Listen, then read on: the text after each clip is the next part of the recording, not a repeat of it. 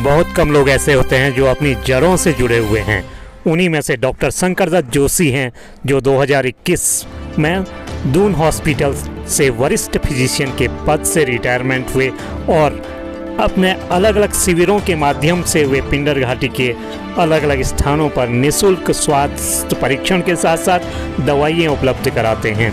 मूल रूप से थराली विकासखंड के माल बजवाड़ क्षेत्र के रहने वाले और यहीं पर इनकी प्रारंभिक शिक्षा दीक्षा हुई और आज देश के सबसे वरिष्ठ फिजिशियनों में से एक हैं और इनके द्वारा लगातार थराली क्षेत्र में निःशुल्क स्वास्थ्य शिविर के साथ साथ ईसीजी शुगर के निःशुल्क परीक्षण के साथ साथ दवाइयाँ उपलब्ध कराई जाती हैं।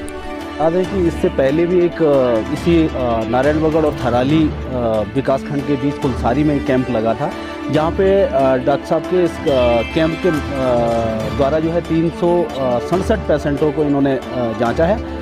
और साथ ही आज आलकोट पोखरी में ये कैंप आयोजित किया गया है और सुबह 10 बजे से काफ़ी बीमार लोग यहाँ पे आ रहे हैं और डॉक्टर हमारे बीच में जो है वरिष्ठ फिजिशियन दून से रिटायर्ड हैं और आपने यहीं इसी विकासखंड थराली के ग्राम मेल्ठा में जन्म लिया और प्राइमरी स्कूल से पढ़ करके और आज मतलब एक वरिष्ठ फिजिशियन के रूप में रिटायर्ड होने के बाद इस क्षेत्र के लिए सेवाएं दे रहे हैं। सबसे बड़ी बात यह है कि आप यहाँ की पीड़ा को समझते हैं, यहाँ के लोगों के दुख दर्द को समझते हैं, क्योंकि आपने ये चीज़ें बहुत करीब से देखी हैं।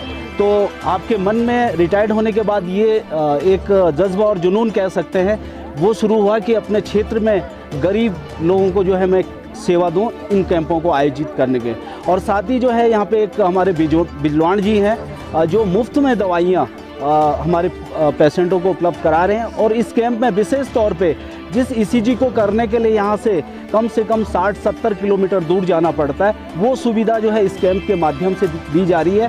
साथ ही इस कैंप के माध्यम से ईसीजी, शुगर टेस्ट और अन्य छोटी छोटी चीज़ें भी यहाँ पे जो है पेशेंट को निःशुल्क रूप में दी जा रही है। कि आजकल उसका एक छोटा सा एक एग्जाम्पल है, सड़क के किनारे जो रोड चौड़ी होती है तो उसके पेड़ जड़ से उखड़ जाता है, उसके बाद उसे दोबारा कोशिश करने के बाद भी कई बार वो नहीं लग पाता।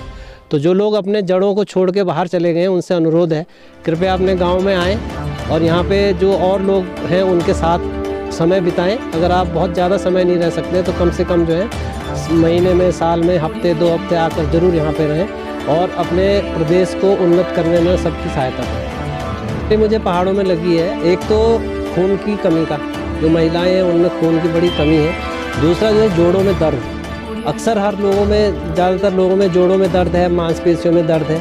और तीसरा जो है सांस की बीमारी। ये 3 मुख्यतः लगी।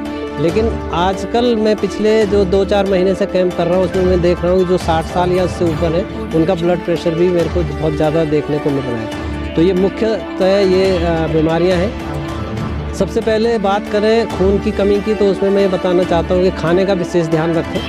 और हड़बड़ी में मुझे लगता है कि महिलाएं काम के बोझ के ज़्यादा रहने की वजह से खाने का अपना नियत समय पे खाना नहीं खाते हैं, जो पौष्टिक आहार है वो नहीं लेते हैं, अपना रेगुलर चेकअप भी नहीं करवा पाते हैं। तो उनको इस चीज़ का ध्यान रखना पड़ेगा। दूसरा जो जोड़ों में दर्द है उसका भी कारण यही है कि हम क्षमता से ज़्यादा जो है काम करने लगते हैं, भारी चीज़ उठा लेते हैं और उस समय तो हमें पता नहीं चलता है, लेकिन बाद में जैसे जैसे एज बढ़ती है तो फिर जोड़ों में दर्द शुरू होने लगता है, जोड़ घिस जाते हैं। तो उसमें भी हमें यही ध्यान देना है कि खाने का विशेष ध्यान रखें और अपने क्षमता से ज़्यादा भारी